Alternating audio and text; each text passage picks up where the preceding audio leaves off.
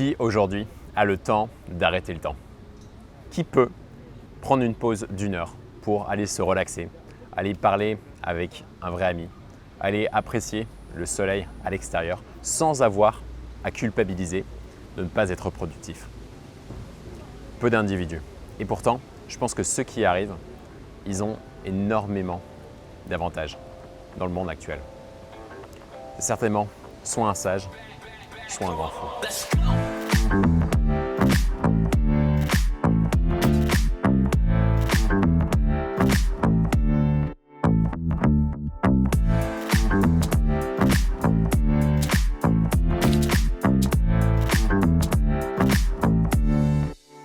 Les grands apôtres de ce monde, les CEO, les gourous, les guides spirituels te le diront tous.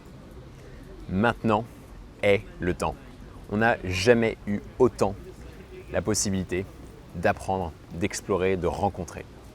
Si tu as envie, par exemple, d'apprendre à parler le vietnamien, tu as juste à embaucher quelqu'un, un autochtone, et à parler directement avec lui sur Skype. Si tu as envie d'apprendre du jour au lendemain le machine learning, tu peux réussir à trouver un MOOC d'université des plus prestigieuses aux États-Unis pour apprendre la chose. Tu peux très bien rencontrer la femme de tes rêves rien qu'en apprenant comment marche la séduction et par exemple la drague de rue. On a toutes ces opportunités qui sont incroyables tout autour de nous, à chaque instant de notre vie, minute par minute. Et pourtant, à chaque fois qu'on se libère le temps, à chaque fois que on a l'occasion de pouvoir faire ces choses, je ne sais pas pour toi, mais moi j'ai la sensation que je perds en énergie, que je perds en motivation. Et du coup, je me retrouve devant la 13e vidéo YouTube ou devant la 5e part de gâteau de façon totalement compulsive, sans vraiment savoir où est-ce que j'en suis. Finalement, la question qu'on va se poser aujourd'hui, c'est que faire quand on a l'impression qu'on est à la traîne, quand on a l'impression qu'on n'en fait pas assez, quand on culpabilise par rapport au fait de ne pas passer notre temps à faire quelque chose de productif ou à ne pas avancer dans notre propre vie. Je pense que énormément de personnes aujourd'hui peuvent connecter avec ce sujet parce que tout autour de nous nous encourage à penser qu'on n'en fait pas assez. Tout autour de nous, on a l'impression que tous nos amis passent leur temps à s'amuser ou passent leur temps à réaliser des projets de fou, à penser à des choses, à s'instruire, à rencontrer des personnes super intéressantes, et ainsi de suite, et ainsi de suite, et ainsi de suite. Et du coup, on FOMO, on panique parce qu'on a l'impression qu'on n'est pas assez. Comment faire dans ces cas-là? Je pense que la première des choses qu'on peut essayer de faire pour soi-même, c'est quelque chose que j'essaye d'ancrer encore et encore à l'intérieur de moi, c'est de réaliser qu'on est face à un mensonge. On est face à un très grand mensonge. On a l'impression, dans le monde moderne, que le plus on est exposé à des choix, et le mieux c'est pour nous. Le plus on peut choisir entre telle marque de jean, tel type de jean, telle couleur de jean, telle fabrique de jean, et le mieux ce sera pour nous. Et ça, je pense que c'est un des plus gros mensonges de notre monde actuel. C'est ce qu'on appelle le paradoxe du choix. Le plus on est exposé à des choix différents, et le plus on se sent misérable à l'intérieur. Pourquoi? Parce que le plus on se sent coupable de potentiellement pouvoir faire le mauvais choix. Il y a quelque chose qui nous prend énormément d'énergie mentale à devoir choisir constamment, à longueur de journée, entre nos différents habits, entre nos différentes façons de passer notre temps, entre nos différents apprentissages, notre différents amis, énormément de choses dans notre vie. À chaque fois, on doit faire du choix, du choix, du choix. Et je pense qu'il y a quelque chose de très libérateur dans le fait de prendre conscience qu'on ne peut pas tout faire, qu'on ne peut pas tout choisir. Et de prendre conscience qu'à un moment donné, il faut pouvoir se poser des limites. Ça, c'est un concept que j'explore de plus en plus, qui est finalement le plus j'arrive à me contraindre, à mettre des limites, à m'imposer moi-même des limites, et le plus je suis capable de vivre de façon libre. Et ça, c'est un paradoxe qu'on trouve à maintes reprises dans la nature, le paradoxe du choix. Typiquement, tu pourrais penser qu'un requin, il serait au paradis si on lui présente énormément de poissons, sauf que tu sais très bien que c'est une technique qui est très avantageuse pour les poissons. si on le présente en face d'un requin, tout un banc de poissons qui bouge de façon cohérente, eh ben, le requin il ne saura pas choisir et du coup il sera totalement désorienté en face de ce banc. Et du coup je pense que c'est à la fois quelque chose d'évident pour la nature en tout cas et quelque chose d'extrêmement difficile pour nous à intégrer. Parce que tout notre monde ultra capitalistique dans lequel on vit nous fait croire que le choix est une bonne chose. Que le plus on a de choix, le plus on est libre dans notre vie. Mais je pense vraiment que le plus on peut contraindre nos choix, limiter nos choix, et le plus on a ce sentiment de liberté. Le plus on se sent en pleine possession de son temps et de ses moyens. Ok, et ça c'est clairement pas un sujet qui est nouveau. Il y a Cicéron, lui-même à l'époque, un des plus grands penseurs de la Rome antique, qui disait, je pense, on ne naît pas avec une vie brève, mais on la rend brève. On la rend brève en étant distrait par énormément de choses qui nous entourent. Et ce sujet, il est de plus en plus exacerbé par le monde qui s'accélère. Je me souviens d'un TED Talk où le sujet était abordé et celui qui présentait ça, c'était il y a une dizaine d'années, parlait de à quel point les téléphones portables de l'époque, même pas les smartphones, les téléphones portables de l'époque, étaient extrêmement multifonctions et à quel point on se perdait dans le choix rien qu'avec ça. Alors imagine-toi maintenant. Et donc, même si le sujet est franchement ancien et a accompagné l'humanité depuis la nuit des temps, c'est une préoccupation qui de plus en plus est actuelle. De plus en plus, elle est actuelle parce que on est de plus en plus exposé à quelque chose de très pernicieux qui sont les réseaux sociaux. Et les réseaux sociaux, je pense que tu t'en rends franchement compte. Les réseaux sociaux, que ce soit Facebook, Instagram, Twitter ou même YouTube, les réseaux sociaux, c'est franchement quelque chose qui nous empêche d'être vraiment souverains et décisionnaires de la façon dont on passe notre temps. Et pas forcément parce que ça bouffe notre attention, même si c'est franchement une part du problème, mais aussi et surtout, je pense, parce que ça nous donne cette impression que le temps qu'on passe, on le passe mal. Que quand on regarde à la façon dont nos amis passent leur temps, apprécient leur vie, font des nouvelles rencontres, des nouvelles découvertes, eh ben, on a cette sensation de culpabiliser, de ne pas en faire assez. On est constamment exposé, encore et encore, à nos amis, à des célébrités qui filtrent de façon ultra épurée la façon dont ils se présentent au monde. Et c'est extrêmement malsain, je trouve. C'est extrêmement malsain de voir à chaque fois que des personnes qui sont au top de leur forme, qui passent leur temps dans des lieux qui sont magnifiques, avec des personnes qui sont magnifiques et qui sont toujours souriants et qui ont toujours la pêche. Et quand je dis ça, j'ai franchement conscience que je fais partie du problème. Moi aussi, quand je fais des vidéos, j'ai envie de me présenter au meilleur de ma forme, j'ai envie d'avoir le smile, j'ai pas envie d'être misérable et au fond du trou, dans ma chambre, à taper sur mon ordinateur. J'ai envie de te montrer des endroits qui sont magnifiques et j'ai envie de te parler avec confiance. Et je sais que dans mon action, je peux clairement faire du mal à certains individus. Je sais que par exemple partager sur le sujet de l'éjaculation prématurée, ça peut clairement impacter négativement certaines personnes, certains hommes pour qui certaines thérapies n'ont pas marché. Je sais que en postant des vidéos, je pollue énormément. Le bilan carbone est franchement lourd. Et je sais d'une certaine façon que je peux faire partie du brouhaha ambiant, que ma vision du monde est loin d'être parfaite, qu'il y a des sujets que je ne maîtrise pas assez et que des fois, je peux donner des choses, je peux parler de choses qui sont contre-productives. Et ça, c'est franchement quelque chose qui me bloque dans l'expression.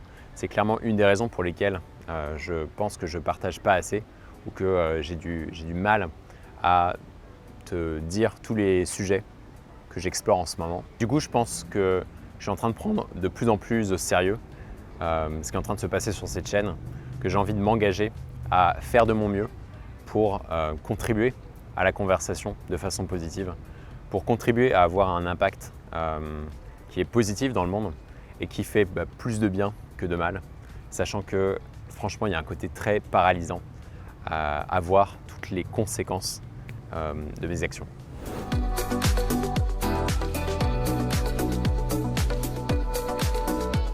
veux, je suis intéressé par énormément de sujets, que ce soit sur ma relation au corps, sur l'importance des mouvements, sur la respiration, sur la psychologie, la séduction, la sexualité, sur l'environnement, l'agriculture, l'agroforesterie, énormément de choses comme ça. Et j'ai pas envie forcément d'être une seconde voix.